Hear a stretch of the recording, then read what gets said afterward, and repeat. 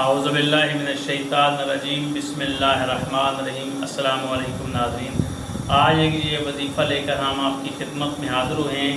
یہ وظیفہ جناب امام موسیٰ کاظم علیہ السلام ان کی تسبیح کا یہ وظیفہ ہے، تو یہ آپ نے کرنا ہے۔ انشاءاللہ جو بھی آپ کی حاجت ہوگی اس تسبیح کو پڑھنے سے آپ کی وہ حاجت پوری ہو جائے گی۔ اور آپ نے کرنا کیا ہے کہ شب جمعہ سے اس تسبیح کو آپ نے شروع کرنا ہے اور پھر پڑھتے رہنا ہے جب تک آپ کی حاجت پوری نہ ہو۔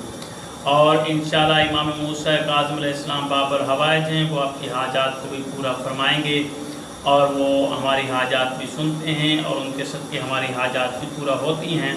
تو جناب سید حضرت امام موسیٰ کاظم علیہ السلام ان کی طرف سے یہ تسبیح ہے، وہ میں بتانے جا رہا ہوں۔ اس تسبیح کو آپ پڑھیں، انشاءاللہ جو بھی آپ کی حاجت ہوگی وہ پوری ہوگی، چاہے رزق ہے، چاہے پریشانی ہے، چاہے رشتہ ہے، چاہے جو بھی پریشانی ہے وہ آپ کی دور ہوگی۔ کرنا کیا ہے کہ آپ نے روزانہ ایک تسبیح پڑھنی ہے، کسی بھی نماز کے بعد آپ پڑھ سکتے ہیں، لیکن شب جمعہ سے آپ نے اس تسبیح کو سٹارٹ کرنا ہے۔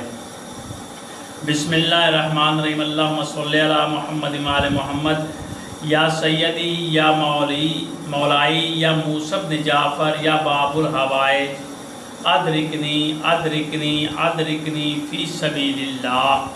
یہ تسبیح ہے، پھر سن لیں۔ یا سیدی یا مولائی یا موسیٰ بن جعفر یا باب الحوائج، ادرکنی ادرکنی ادرکنی فی سبیل اللہ۔